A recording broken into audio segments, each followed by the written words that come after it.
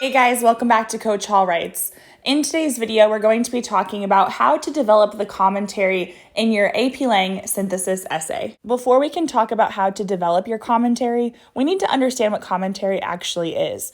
So commentary is your analysis. You're going to use commentary to explain the significance of the evidence in your body paragraphs.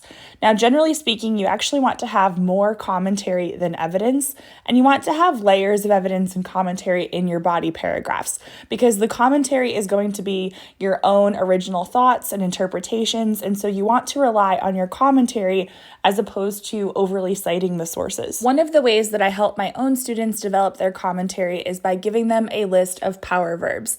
And so basically, when they first start writing synthesis essays, I give them about 4 of these verbs. Usually it's highlights, illustrates, suggests, and maybe conveys. But after that, our list grows a little bit once they become more comfortable with these verbs.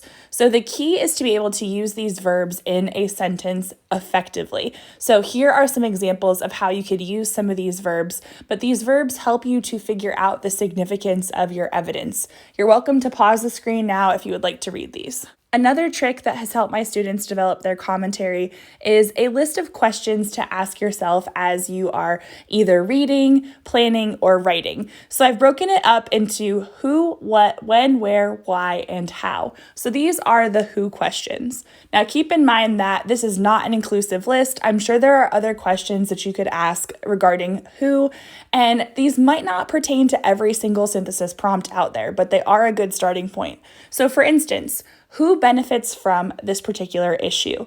And who's disadvantaged from this issue? That's one that would apply to several synthesis prompts. Now let's talk about the what questions. So one of the things that you could ask yourself is, what can be done about this issue, or what needs to be done about this issue? I also love these next 2 questions because I like to incorporate them in my conclusion paragraph, though I think you could incorporate them elsewhere in your essay as well. And those questions are, what will happen if the problem continues? And what will happen if the problem ceases? You could also ask yourself, what are the pros and cons of this situation or this concept? That's going to be a good one, especially if you're trying to brainstorm before you actually write your essay. Also, the last question on this slide, what are the different perspectives of the issue, is an incredibly important question to ask yourself. In fact, in a lot of prompts, they actually give you the different perspectives on the issue in the prompt itself, but you want to be really thinking about this as you're trying to construct your argument, because this can help you set up a concession and refutation or a counterclaim and rebuttal. So here are the when questions.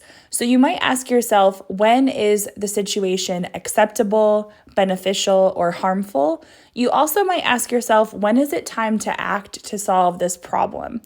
Or when has this situation happened previously in history, because that could help you situate it in a broader context. Next are the where questions. So you could ask yourself, where is this issue most prevalent? Or where is there the most need for this solution? Where would this situation be problematic? This can help you expand your analysis even further. Personally, when I think of writing an essay, I think of the evidence as the what, and I think of the commentary as either the why or the how. And so asking yourself why can be really beneficial in terms of developing your commentary. So you could ask yourself things like, why is this issue being discussed? Why is this issue significant in the present and in the future? You could also ask yourself, why is this issue important? Why is it a problem? Why is it worth discussing? So the why questions can really help you dig into the deeper meaning of the topic that you're supposed to be talking about. So now let's look at the how questions. So you could ask yourself, how can we effectively make change? Or how has this impacted society today and throughout history? How does this benefit or harm others?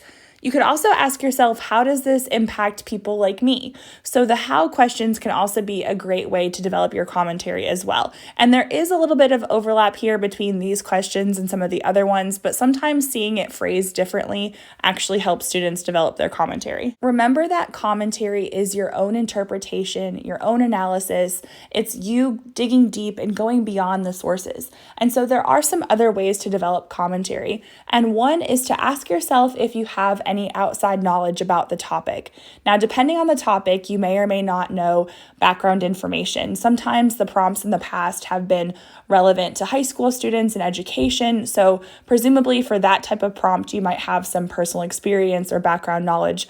But other times, the prompts have been a bit more obscure, things like locavores and eminent domain and wind farms. And so depending on the classes you've taken, like maybe you took a government class or a science class, maybe you do have background knowledge. And if so, you can actually incorporate that in perhaps in your introductory paragraph or maybe in your commentary. So if you have background knowledge, use that to your advantage in a meaningful way.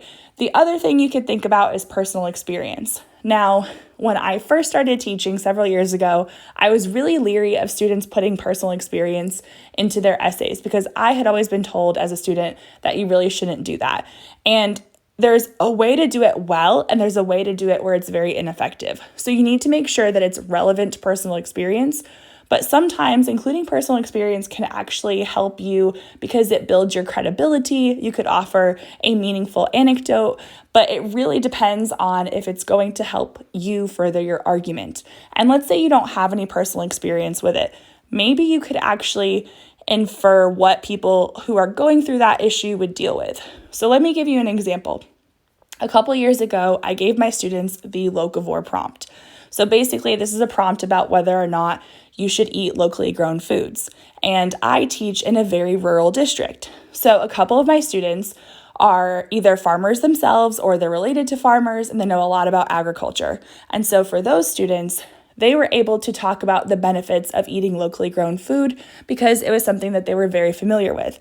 But I had other students who didn't really have experience with that. So instead, they had experience with going to the supermarket and they were able to incorporate that as some commentary. They took the position that while it is nice to eat locally grown food, not everybody has time for that. And one of my students started talking about how she is the middle child of 3 kids. Her mom works all day and barely has time to get to Walmart before going to the kids' different baseball and basketball and softball practices. And farmers markets are just not open. They're not accessible during that time. So her solution was to have supermarkets have locally grown food in them. And so that's a way to take your personal experience and actually incorporate it into the argument within your essay. Teachers, if you guys like the questions in this video and you're interested in additional resources to help your students write more effective synthesis essays, I would love it if you would check out some of my resources in the description box below. Also, if you guys like this video, please do me a favor and give it a thumbs up. Make sure you're subscribed. And until next time, guys, happy writing!